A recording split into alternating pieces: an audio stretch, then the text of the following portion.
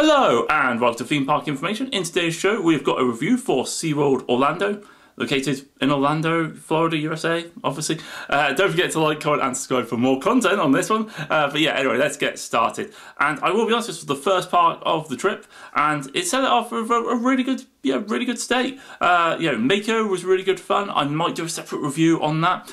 They then have a pretty good roller coaster selection. They did have Pipeline, obviously a new stand-up next-gen sort of coaster. Do watch out if you're a slightly bigger build with that, because you might not be able to get on with it, which is what happened to my friend, unfortunately. And it's got great airtime and good forces, but can be a touch painful and uncomfortable. But still good.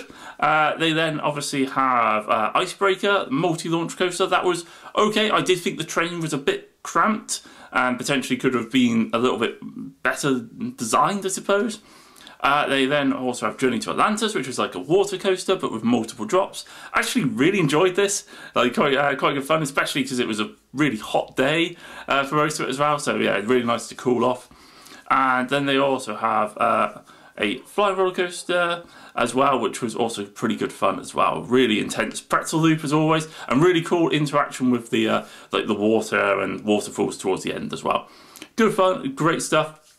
And then Kraken, last coaster, multi-loop, kind of floorless coaster. Very forceful. Could do with potentially a touch more theming towards some of the tunnels. They're a bit plain, and the area around it is, especially with such a cool name, and there is some theming around certain parts of it as well. But yeah, that was generally really smooth, really comfortable, great front row ride as well, good stuff. I'd say the park, clean, tidy, very presentable. I didn't see any shows, unfortunately, just not my thing. And it also has to be noted, a pretty large like lightning and thunderstorm did roll in to take out a little bit of the day. Thankfully, we had just eaten, so we just casually just had a seat. Good food portions, I will say, absolutely massive, like kind of like panini sort of thing, brilliant stuff. And they also have a rapid ride, which I don't think I've ever been more soaked on any sort of water ride in general. Extremely good fun. I will say one of my pet hates is getting my shoes absolutely soaked on rides, and it definitely happened. It wasn't too bad for the first half, like my back inside's got a bit wet, but then there's like several like waves back to back, and that absolutely drenched the boat.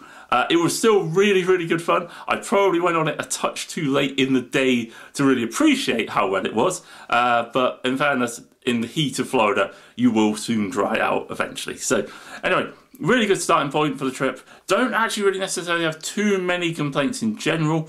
The park was, yeah, really good, really nice, really high quality rides and attractions.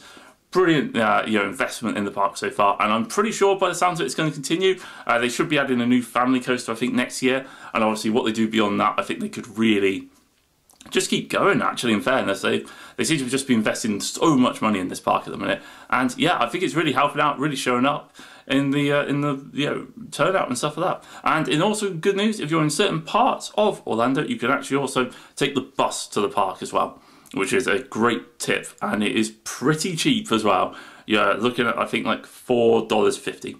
So very affordable and very good park. Yeah, really good. I hope you enjoyed the video. Don't forget to like, comment and subscribe for more content. I'll catch you guys on the next one.